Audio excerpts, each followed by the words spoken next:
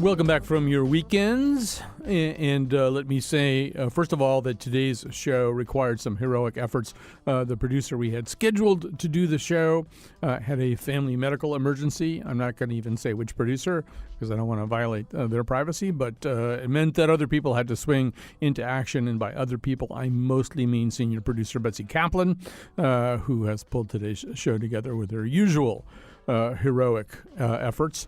And I also wanted to say that one of the topics we're not going to talk about today, because I don't know why, we're just not, is Elaine Chao. But there's quite a bit of coverage today about Elaine Chao. As you probably know, she is the Secretary of Transportation to Donald Trump, and she's the wife of Mitch McConnell.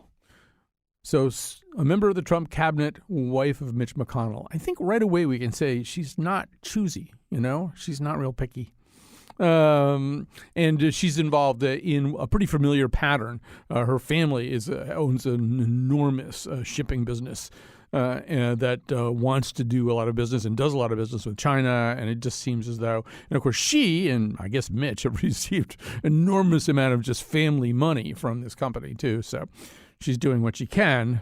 And I just feel like there might be a lot of family pressure. I mean, I think like at Thanksgiving or whatever, maybe the family says, Elaine, you're working for a kleptocracy. How come you haven't tried to get us any kind of really inappropriate favors like everybody else is doing for his or her family? What's wrong with us, Elaine? How come you're not doing anything? So think about it that way. Think about what it would be like to be in her shoes. And like they point to all these other people and say, well, look at him. Of course, a lot of those other people aren't in the cabinet anymore. All right, so it's time to move on to what we are talking about, a much more interesting topic. So in the second segment, you may have seen that a bunch of theatrical types got together in Queens over the weekend and decided to call some dramatic attention to the actual content of the Mueller report. Because Bob Mueller, it's sort of like, if you watched that announcement last week, it was sort of like a reading is fundamental campaign. It's like, please read my report. It's all in there. Come on, you have to read it. READ. Come on. And anyway, one of the ways that they're trying to help out a little bit is they did a live marathon reading of the Mueller report. We'll tell you more about that. And then in the final segment, John Ziegler, who is a conservative talk show host. That's mainly what he's been in his life, but not your typical conservative talk show host in a lot of ways. And you may remember him also from the famous David Foster Wallace profile of him, which is not a fond memory for John Ziegler and not one I will be bringing up today. But he has written an essay basically saying he thinks that if this country can't impeach Donald Trump, it means that this country is not a great country anymore, which is probably not going to make him any more popular among his fellow conservatives. But right now, we're going to be following a story which has been of great interest to senior producer Betsy Kaplan and subsequently to all of us as well. It involves the citizenship question on the census, the proposed citizenship question on the census. It also involves the way that district lines are drawn for voting districts and the whole field known as gerrymandering. And it also involves, of all things, kind of a family feud that resulted in an unexpected bonus of information. And here to explain all of the above to us is a regular and much cherished guest of the show, Mark Joseph Stern, lawyer and writer who covers courts and the law for Slate.com. Hi, Mark. Hi, thank you so much for having me back on, and thank you for the kind words. So this is complicated. Maybe we have to start with explaining who Thomas Hofeller was. Thomas Hofeller has departed this earth, which is a significant part of the story. But who was he in life? Yeah, so Thomas Hofeller was essentially the Republican Party's gerrymandering guru, and he is the architect of a number of egregiously gerrymandered maps around the country, including some still in use in states like North Carolina. He also helped to draw gerrymanders in Texas and Pennsylvania. He worked directly with the Republican National Committee to spearhead Project Red Map in 2010, which was the initiative to take every state House in the 2010 election, which Republicans were pretty successful at, and then use that control to draw extreme gerrymanders that entrenched Republican power over the next 10 years. So he had very sophisticated programs to draw these maps that he helped to build. He had a profound understanding of exactly how to divvy up populations in order to dilute votes for Democratic candidates.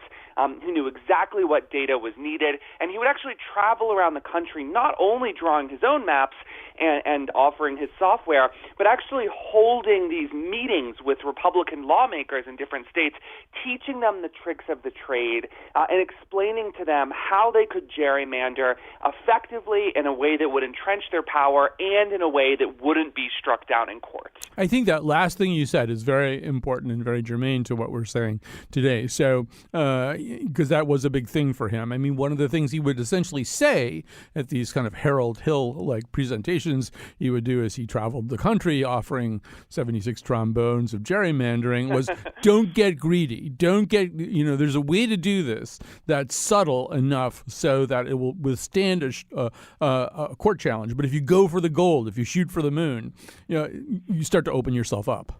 Yes, that was a part of it, and the other part was be really secretive. Yes. So don't go and brag about how you've put the opposite party out of business. Don't be really open about your gerrymandering. Feign ignorance. Pretend like you aren't doing what you're doing. Keep your files secret. Don't email when you can call. I mean, all kinds of really sort of basic security stuff so that there was no smoking gun evidence when these maps were challenged in courts. Right. I mean, that is one of the great ironies of the story that you're about to tell is that this guy, and he had this kind of cornball way of phrasing it, but he'd say emails are the devil's tool, or he'd say the E in email stands for eternal, meaning it just never goes away. So he's always, warning people about digital invasions and how you have to be incredible. That sounds like some kind of medical exam. But how your digital security has to be just watertight. He's like Laura Poitras using air-gapped computers and stuff. You just don't open yourself up to this. And then what happens? What happens is he dies. He's estranged from his daughter. She doesn't even know he died. That's how estranged they are. And then she discovers something. Yes, that's right. And there's a really tragic backstory here. It's not worth delving into in graphic detail, but his daughter, Stephanie, had an extremely troubled and potentially abusive relationship. There are all kinds of allegations about this. Basically, Thomas Hofeller tried to seize custody of his grandchild. There was this big fight. They did not talk. For many, many years, they did not speak. After Stephanie discovered that her father had died of cancer last year, she went to her mother's house. She was still on fairly good terms with her mother and found this trove of materials that included 18 thumb drives and 4 hard drives. So like a mind-boggling amount of information. It turned out to be more than 75,000 files in all. And she asked her mom, hey, is it okay if I take these and look through them? And her mom said, sure, no problem. Do what you will with them. Stephanie turns out to be, it seems, at least an opponent of gerrymandering, if not an outright progressive. She hasn't been super media friendly. But basically, she told someone who worked at Common Cause what she had discovered. Common Cause happens to be the plaintiff in a major case in North Carolina right now challenging the state's legislative gerrymander. So Common Cause lawyer says, yeah, we would probably like to see that, kind of goes up the chain, and Common Cause and their lawyers issue a formal subpoena to Stephanie because they want to be totally above board, take lawful ownership of all 18 thumb drives and 4 hard drives, and quickly discover that, indeed, they have a lot of smoking guns. Basically, so far as we can tell right now, a huge amount of Hofeller's life's work, all of that stuff he told his clients to hide and conceal, is now in the hands of his political opponents. Right. So bringing this stuff to Common Cause, was sort of like having the plans to the Death Star and bringing it to Luke Skywalker. I mean, you couldn't right. really pick somebody beyond common cause who would be more or less of a favorite idea for Thomas Hofeller when he was alive. So I think we have to sort of say a little bit, Mark, about how the law views, first of all, the gerrymandering question, because I think, as is often the case in America, what is considered either legal or constitutional is sometimes at least as appalling as what is illegal and unconstitutional. So the highest court, as I understand it, has a pretty expansive view for about a lot of kinds of gerrymandering. If you're trying to further entrench your power as a political party or keep an incumbent in office, that's not necessarily unconstitutional. Yeah, so the Supreme Court has said that most racial gerrymandering is unlawful, that you're not supposed to draw districts along racial lines. Even Justice Clarence Thomas agrees. That is pretty well settled. But we're actually waiting right now for the Supreme Court to tell us whether or not partisan gerrymandering is unconstitutional, whether when the party in power draws maps along political lines in an effort to dilute votes for their opponents, whether that violates the First Amendment. A lot of strong arguments that it does. It's unclear how the court will rule, but it's worth noting that every single state constitution has its own provision guaranteeing some form of free and equal elections, the right to vote, the right to free association, and the right to equal protection.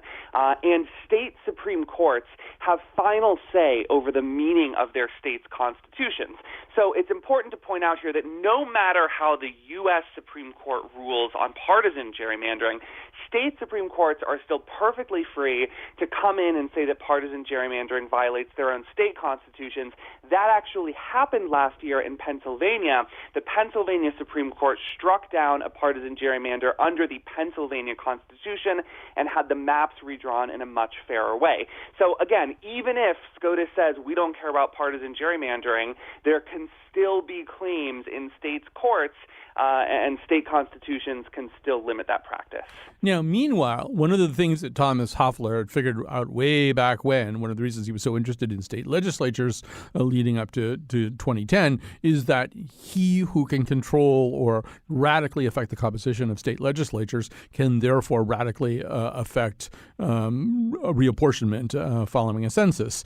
And so as we head into this census season, that's on everybody's minds, and there's this really unusual new step of attempting to include a question about citizenship, which hasn't been in the census for a really, really long time.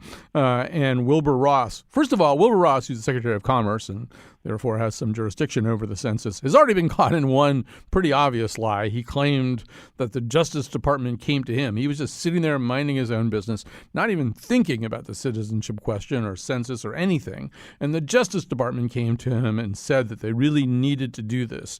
And since then, in one court case, there are emails that show that Ross pressured the Justice Department behind the scenes to send him that question that he claimed he just sort of got out of the blue, that it was, and he in public has claimed it was their idea, not his. That's not true.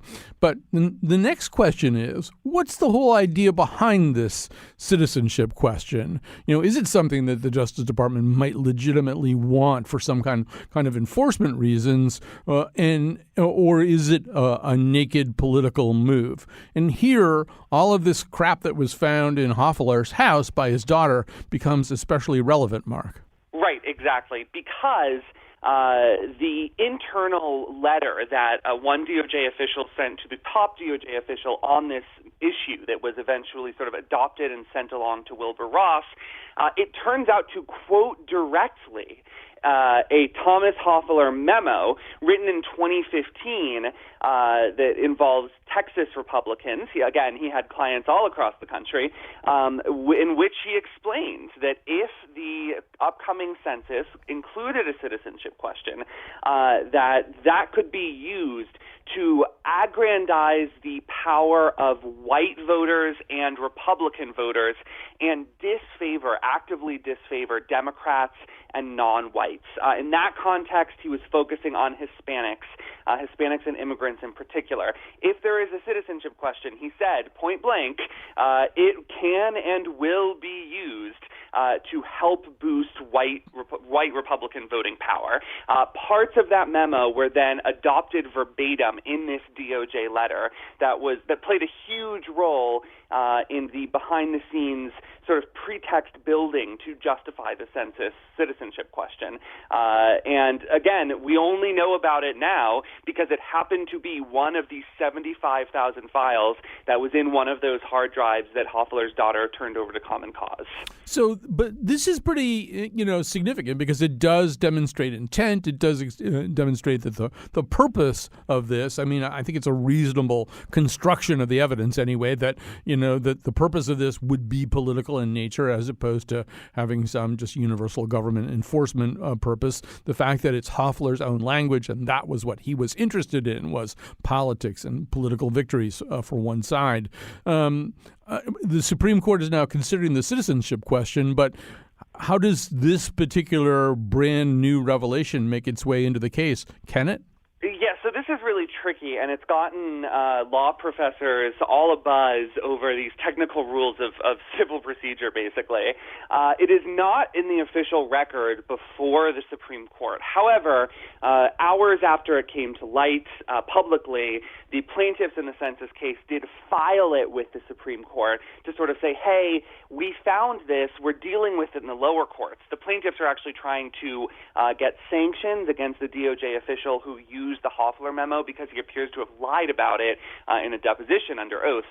But, the Supreme Court gets to do whatever it wants. It's not really supposed to just take judicial notice of some letter filed weeks before its decisions come down. That's not the typical procedure. But, again, they get to do what they want, and if they choose to go beyond the record that was before them when the case was argued, they absolutely can. So there is a chance that, this could flip a vote behind the scenes, or that at the very least the dissenters will use this to sort of claim that the majority is acting illegitimately or allowing the Trump administration to get away with something that it shouldn't. But it also may have sadly just come to light a little too late to make any difference in the case. Right. And so we should say this has been through the lower federal courts, right? This has already had a hearing.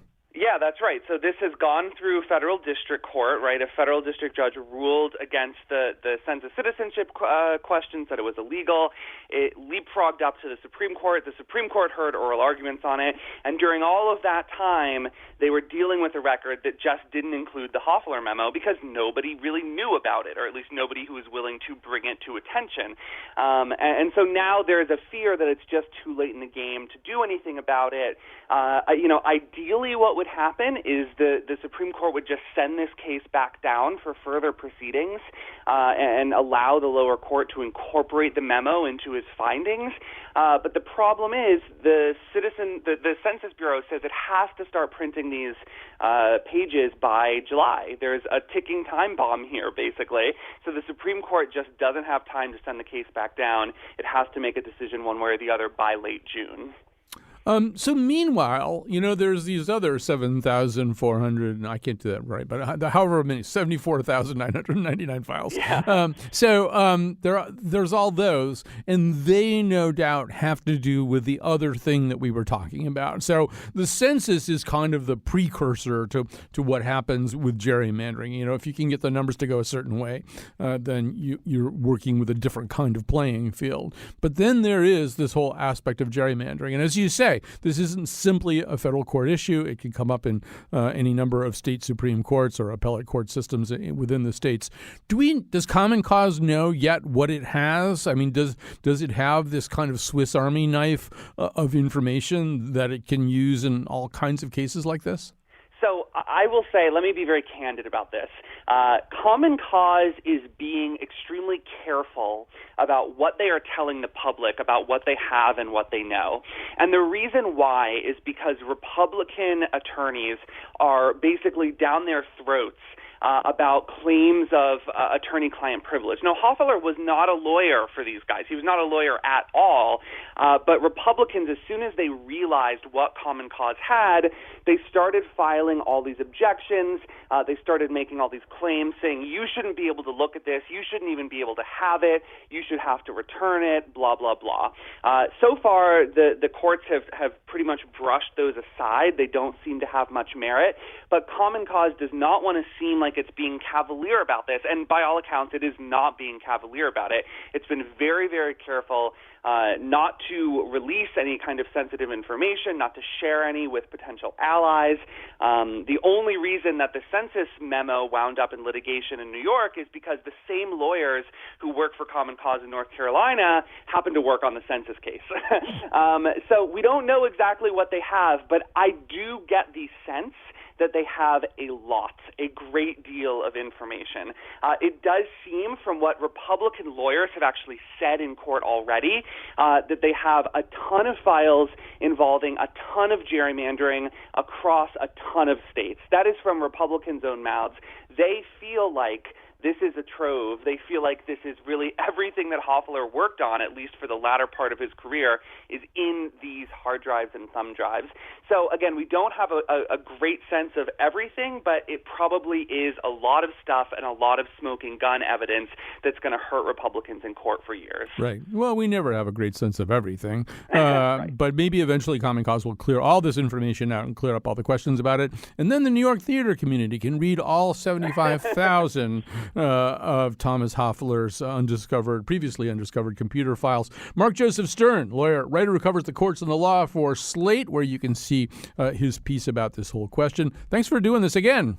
Thanks so much for having me on. Always a pleasure. All right. We'll be in touch soon. Now we are going to take a break. And when we come back, they're not reading the Hofeller files, but they did read the Mueller report in a marathon reading involving some of the big stars of New York theater. We'll be back with more about that.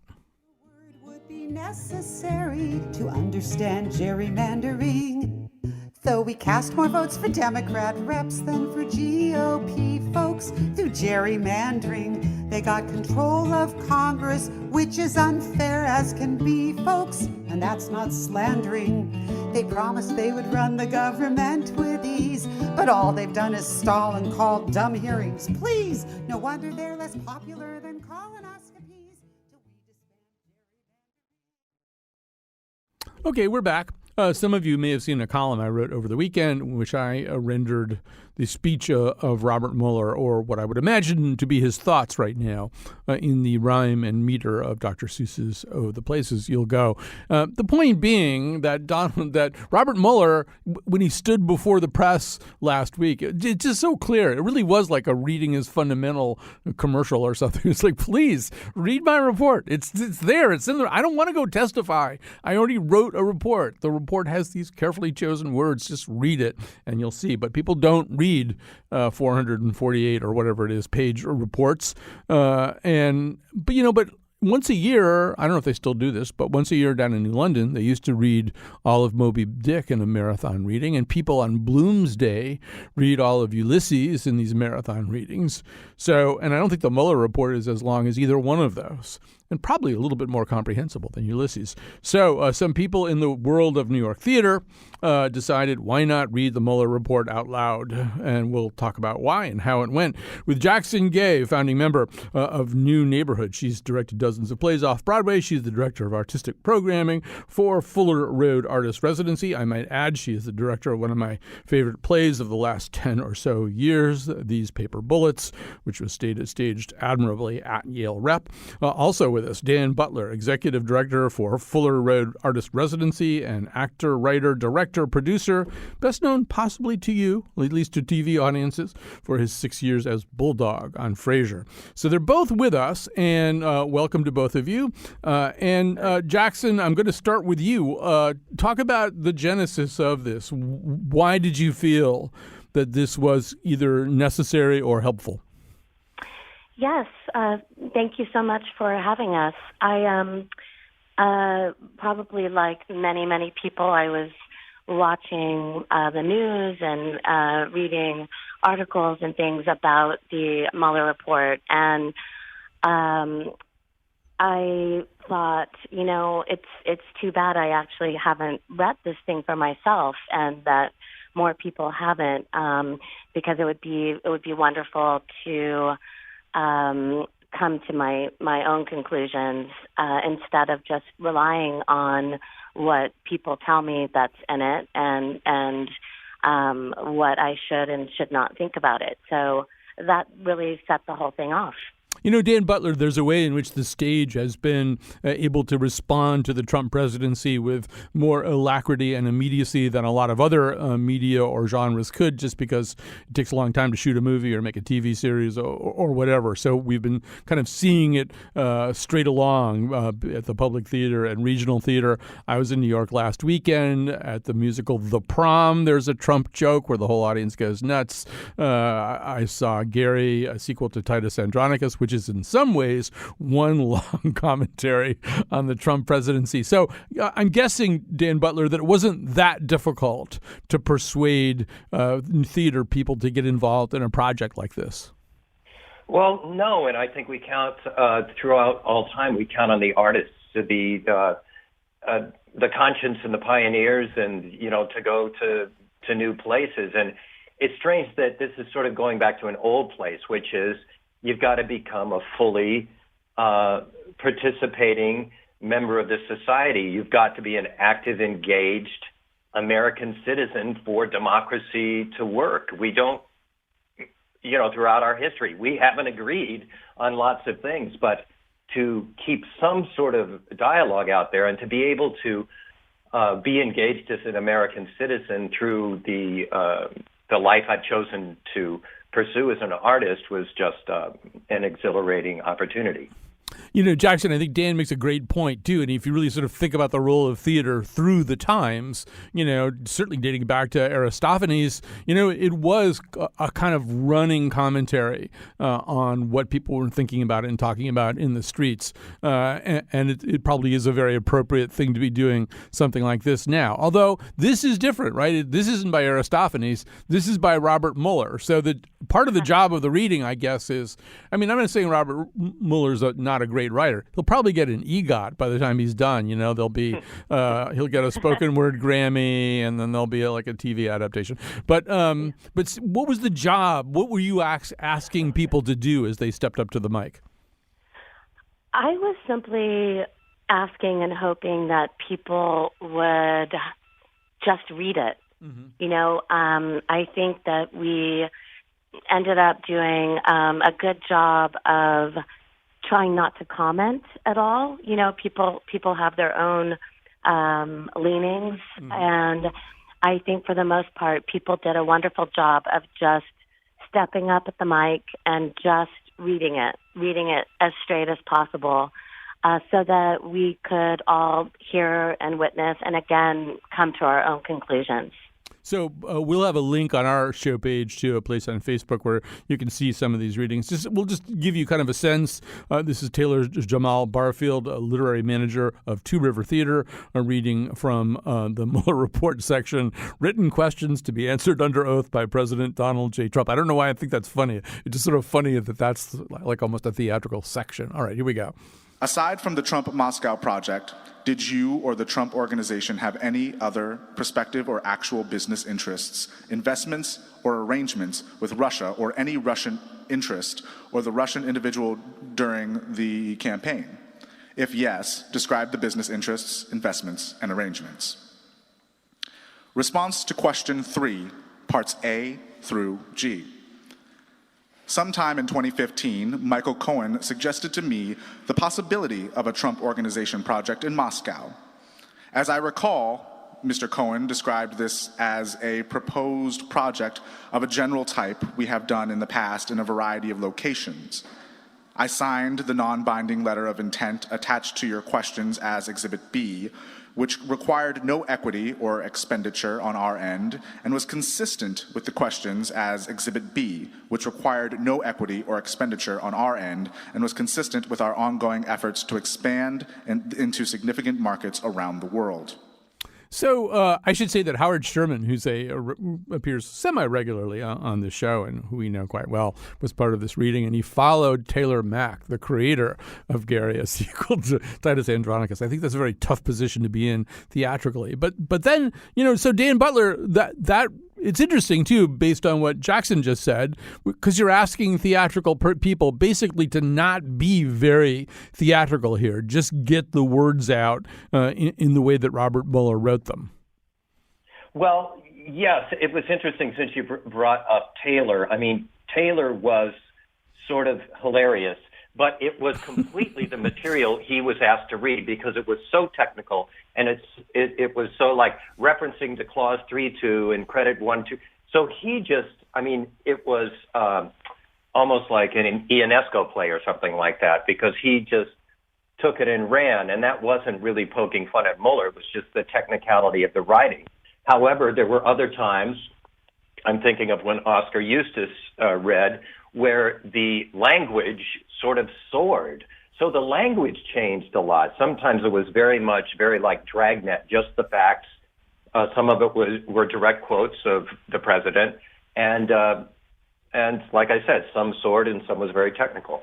Right. I've been listening to the report on Audible, audible.com audiobook format. And it's as is often the case with these government reports. I think in particular of the Commission on 9/11, that was an extraordinarily well-written report. And I think it was nominated for like a National Book Award in nonfiction or something. There are parts of it that really did, work pretty well as nonfiction. Prose, of course, with the Starr report, everybody rushed to grab it and read it for just purely salacious reasons. Right. But here, there are parts of it where you can sort of feel somebody is trying to tell you something pretty important in the plainest language possible, right? It's not written in pure legalese.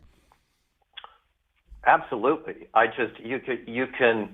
have a great deal of respect for Mr. Mueller and all the work that was put in this, and the time and the patience and the focus. Yes, I completely agree with you that it's effective, it's focused, there are no extra words. There are repetitions of certain episodes, but you're coming at it from a different angle each time. So, Jackson Gay, you're doing this in Queens and I think Long Island City. Did people show up? But people who weren't readers, was there an audience? There was.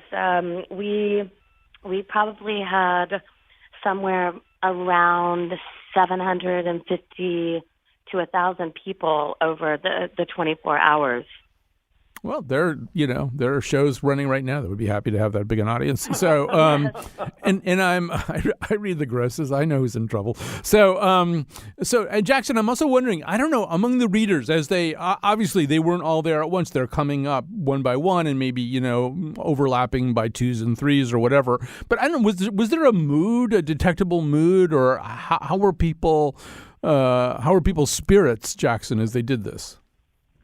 People were, I think, so happy and excited to just be there and to be engaged, to be a part of it, to even for 5 minutes to get up and let their own voice be heard, and at the same time to witness other people going through that same process. And one of the most interesting things was numerous people came up to me after they had read their portion and talked about just this phenomenon that they were feeling, that they wanted to keep going. Mm-hmm. I thought that was really interesting. Just once they started reading it, there's something about it that just made you want to keep going. Of course, we couldn't do that due to time and wanting everyone to have a chance, but it was a joy. Some people were emotional, angry, but the general feeling was one of just like this feels so good to be doing something so patriotic. Right. Plus, it's the weekend before the Tonys. You got to do something. But yes, this could be a whole new genre, reading official reports. You might have to audition, show up with a ballad official report and an up-tempo official report. Anyway, you may have locked on to something. For now, though, we're going to have to say goodbye and congratulations and thank you for doing this project and for talking to us, Jackson Gay and Dan Butler. We're going to take a break. We're going to stay kind of with this subject and talk to John Ziegler. John Ziegler, a pretty well renowned conservative voice, but he has, as he frequently does, actually broken ranks and decided to say what's on his mind. And what's on his mind may not please many conservatives. Impeach him, impeach him, impeach him, impeach him. Well, let me say. Excuse me. They say the only way you can reach him is impeach him, impeach him, impeach him. But you know it's what they want. Just impeach him. Sir, you tweeted a video of Speaker Pelosi, which was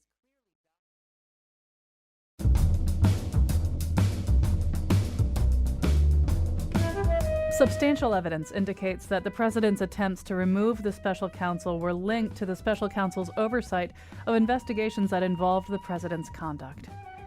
Can I try that again with sort of a different coloration? I don't know if you saw my Hilda in the Master Builder at the Santa Fe Ibsen Festival. One critic wrote, Chion Wolf does a memorable job of conveying the unspoken and mostly repudiated subtext of inherited syphilis. No? Just keep going? Okay. Today's show was produced by Betsy Kaplan, with help from Jonathan, initial reliance on a pretextual justification, McPants, and me, Chion Wolf. The part of Bill Curry was played by Jefferson Jeff Sessions. On tomorrow's show, an acclaimed director reflects on life, history, music, and everything else. And now, back to Colin. All right, so we are going to stay with not just the Mueller report, but the questions that swirl around the presidency of Donald Trump. And we are going to go now to John Ziegler, a senior columnist for Mediaite, and also hosts a weekly podcast focusing on news media issues, and is a documentary filmmaker, and is somebody that if you've worked in the radio business for a long time, you know who John Ziegler is. I used to work in commercial talk radio, so I really know who John Ziegler is. So knowing who John Ziegler is, I was pretty surprised to read this piece. A great country would have already impeached Trump, but maybe we should just admit we no longer qualify. So John Ziegler, welcome to our show.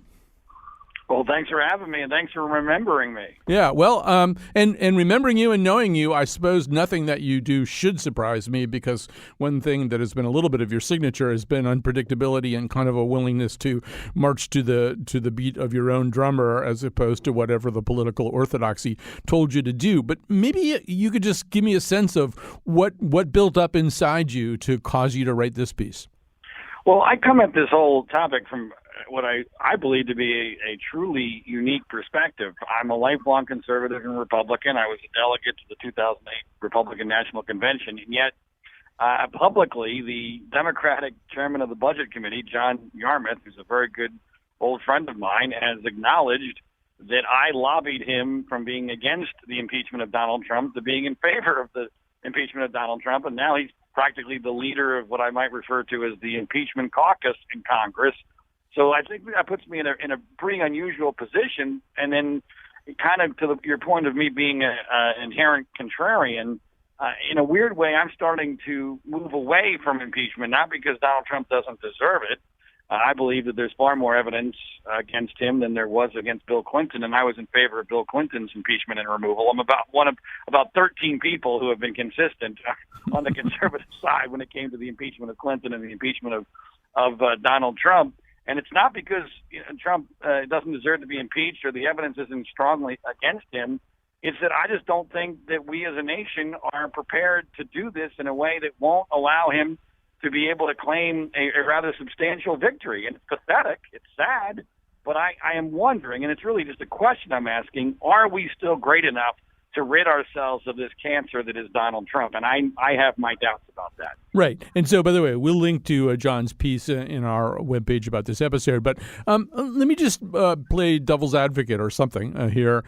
So one possible way that this could spin out, and I think it's the thing that gives Nancy Pelosi the heebie-jeebies, is this idea that, yes, you could move to impeach, you could successfully impeach in the House, it goes to the Senate, they don't convict, and Donald Trump declares an enormous victory, much as he declared an enormous victory after Barr's précis about the Mueller report. So why is Nancy Pelosi wrong to worry about that scenario? Well, I'm not going to say she's quote-unquote wrong. I think she might be misguided, and I think it's a misreading of history. I've already mentioned the Bill Clinton impeachment. There's I believe, a gross mischaracterization of what really happened there. Bill Clinton was far more popular than Donald Trump before impeachment. And yes, impeachment did not harm his personal popularity. But can we please look at the following few elections after Bill Clinton's impeachment? First of all, Republicans held the House, which was very rare for them to do during that time period in the late 1990s. Even though they didn't do as well as expected, they still held the House, even after impeachment. Then in 2000, they held the House again and won the presidency with the son of the man who Bill Clinton defeating Bill Clinton's vice president. And then Republicans won more congressional elections all the way till 2006 when there was a perfect storm against the Republican Party. So the idea that the Republican Party was dramatically harmed nationally by impeaching Bill Clinton is farcical. So I don't understand the philosophy here that we're going to pay a huge political price for doing the right thing. Now, I believe that that's probably what's behind Nancy Pelosi's concern, but to me, the whole idea of waiting on impeachment, let's keep all our options open, nothing off the table, is inherently contradictory. Because if Donald Trump really is a mortal threat to the Republic, and I think he very well may be, then you can't just say, well, we might get to it someday. This is urgent. You need to do this now if he's really a direct threat to the Republic. And so to wait is inherently contradictory to the entire philosophy of engaging in impeachment in the first place. I don't necessarily disagree, but I'll continue to be a devil's advocate.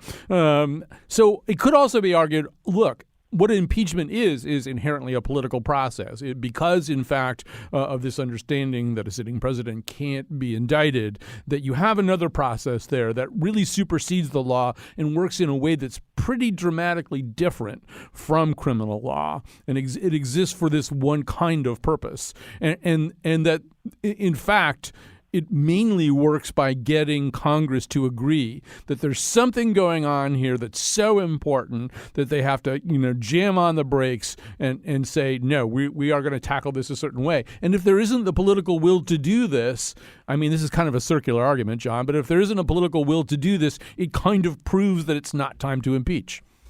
Well, I understand that argument. However, and this is the way I convinced Congressman Yarmouth to change his position. I'm not that concerned. I am concerned, but it's not my largest concern about what happens over the next year and a half before we have another election, although I do think if we have a major crisis, especially involving Russia, having Trump as president would be extraordinarily dangerous.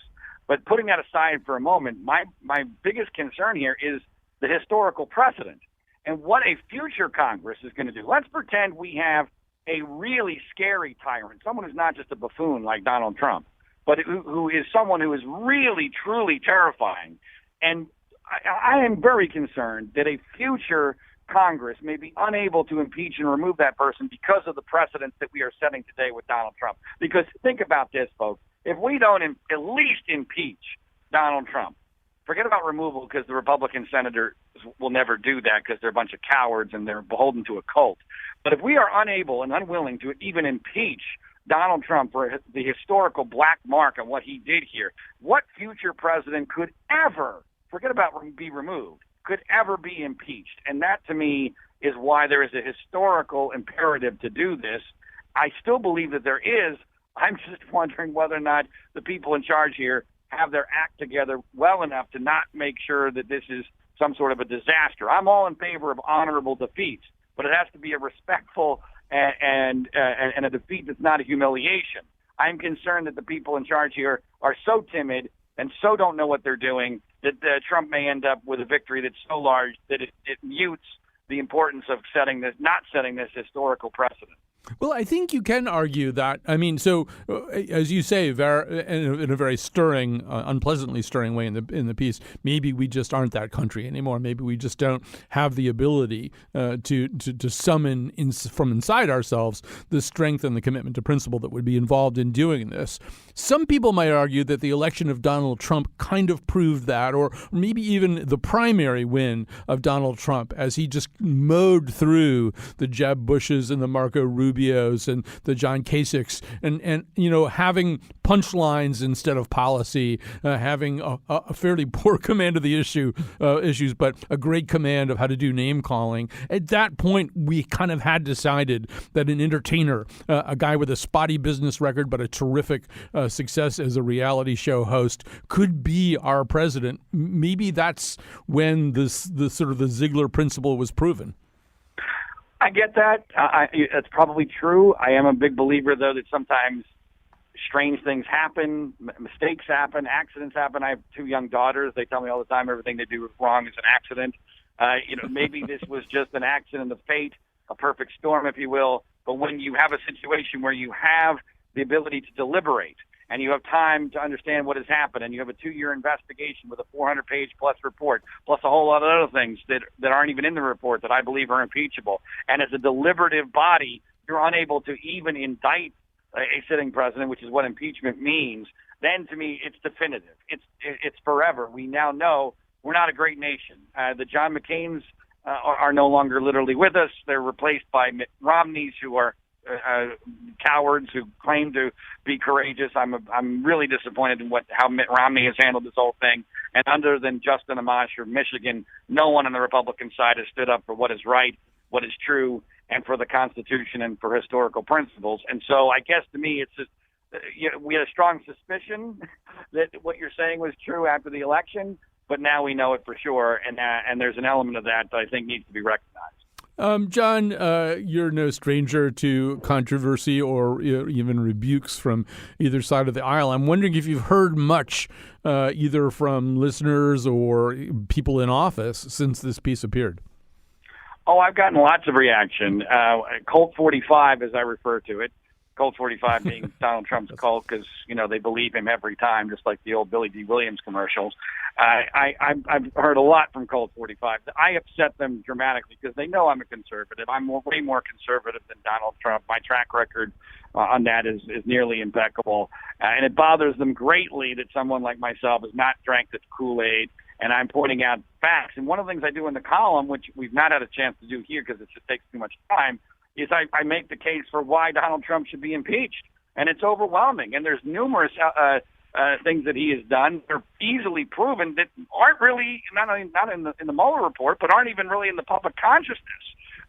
In fact, things that Mueller couldn't have even known about. Like I believe that the firing of Jeff Sessions was now, in light of what Bill Barr did, an impeachable offense because it was obviously an act of obstruction of justice. And so the case against him is overwhelming. And I really do believe that we need to acknowledge that from a historical basis. But whether or not we will, I have my doubts because I no longer have faith in what a great country we used to be. Yeah, and by the way, you did a very nice and clear language laying out of those arguments, violations of the emolument clause, welcoming help from a foreign adversary, firing Comey, firing Sessions, directing Cohen to commit campaign finance violations, and Don McGahn to fire Mueller, dangling a pardon for Manafort to obstruct. So, yeah, you did a great job with that. I don't know that you'll necessarily be thanked profusely by a lot of your fellow conservatives, but it's a really interesting piece, and we will have it up on our site so people can go and find it. John Ziegler, great to hear your voice. Hey, thanks so much for having me, and I really appreciate you speaking out for the truth. All right. And you can hear John's voice on his podcast as well. So, first of all, I want to thank Betsy Kaplan. We really did have to, we call this show The Scramble, the show that we do on Mondays, because built into it is the idea that we're going to kind of scramble around at the end of the weekend, the beginning of the week, and figure out, what the big news is and how to talk about it. This week, we really, really had to do that because of a medical emergency in one of our producers' families.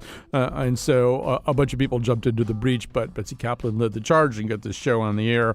And we've got some pretty interesting shows the rest of the week. We are going to rerun our interview with Darko Tresnik tomorrow. It's a really interesting, far-ranging conversation. If you didn't hear it the first time, I hope you'll hear it again. We're doing a show on Soylent, the food replacement, the real food replacement, on Wednesday. And on Thursday, our long-awaited, produced by Lily Tyson, UFO show.